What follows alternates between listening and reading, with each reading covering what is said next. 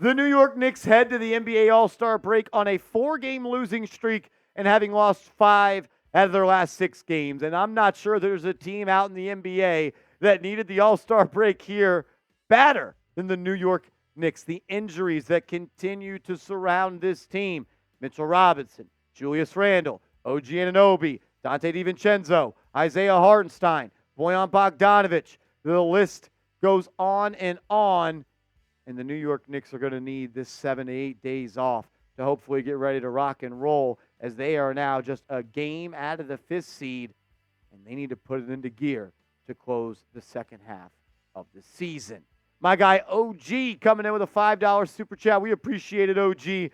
Some teams can win with a few injuries, not us yet. I still believe we're a threat, but not without our core players.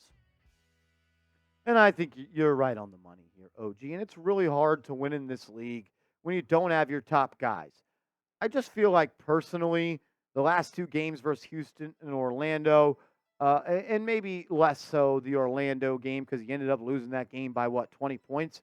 But I just thought the effort in the Houston game was bad. I know the refs did the Knicks no favors, but it should have never came down to that. The turnovers, the sloppiness, the lack of effort, I thought, versus the Rockets was just unacceptable.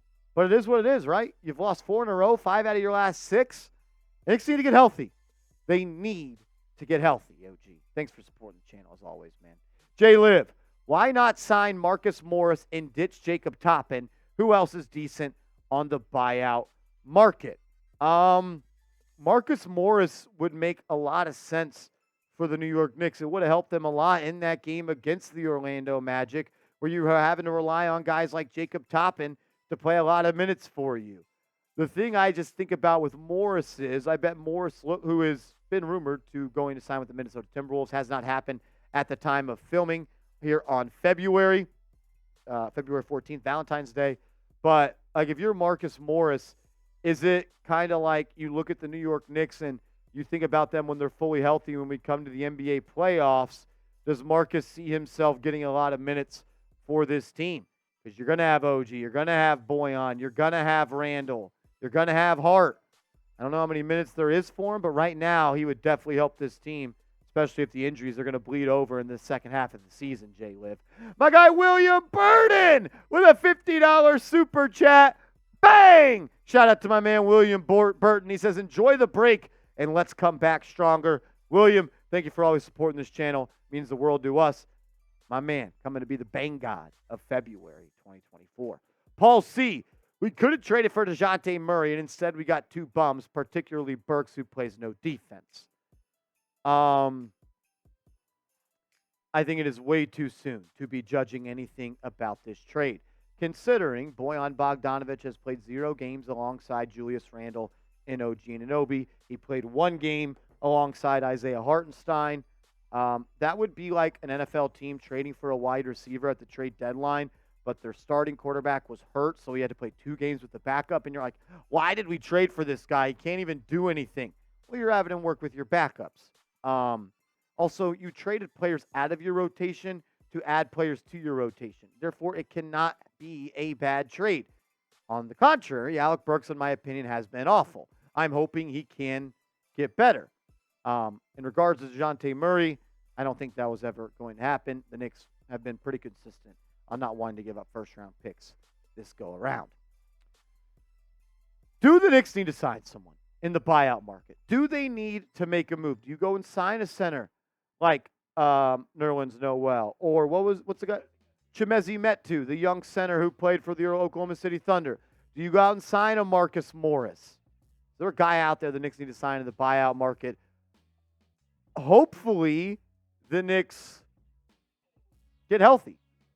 And out of the All-Star break, they don't need any buyout players. Right now, they could use it.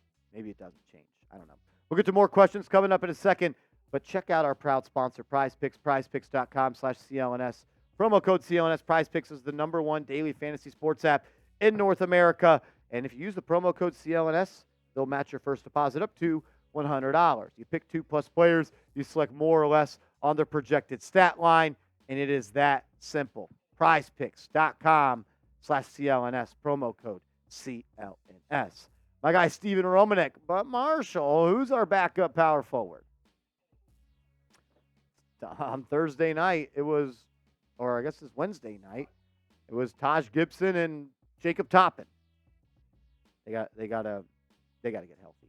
Michael Vasquez, do you think Brunson can win the 3-point contest and the All-Star Game MVP?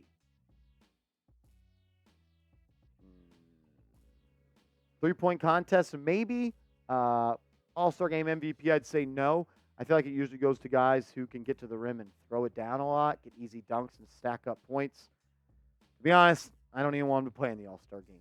He's been battling an injury. Let him rest, but he deserves it. He's earned it. Go enjoy it.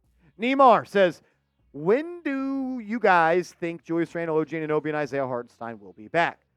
I'm looking at mid to early March for Julius Randle and OG Anunoby, and I'm expecting Isaiah Hartstein to be ready to rock and roll once we come out of the All-Star break.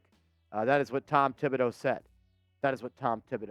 said. I know this. If we get any more injury updates on these three guys or Mitchell Robinson or Donte DiVincenzo or anybody on this basketball team as well as Bojan Bogdanovic, we're going to get you guys a video out on this channel as soon as possible. So subscribe, turn your notifications on, and sub for Knicks dubs because we freaking need them. 4 in a row. 5 out of 6 that you've lost. You need to start winning games. John Pettit. Marsh, you think if Hart keeps playing this way, they will trade him in the offseason?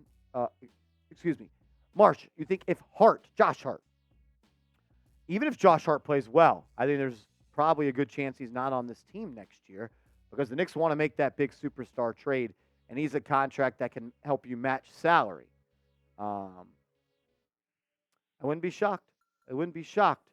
If he's traded, but go have a great playoffs, and maybe that changes the mind of some people. I don't love that he's continuously complained about his role this year. I don't love that he's shooting 30% from the free throw line, and I don't love that he's a weekly appearance on Shaqtin' a Fool. I bought Josh Hart jersey last year. I loved it. Effort, didn't complain. The effort's been there. He's just been complaining, and he's been much worse offensively.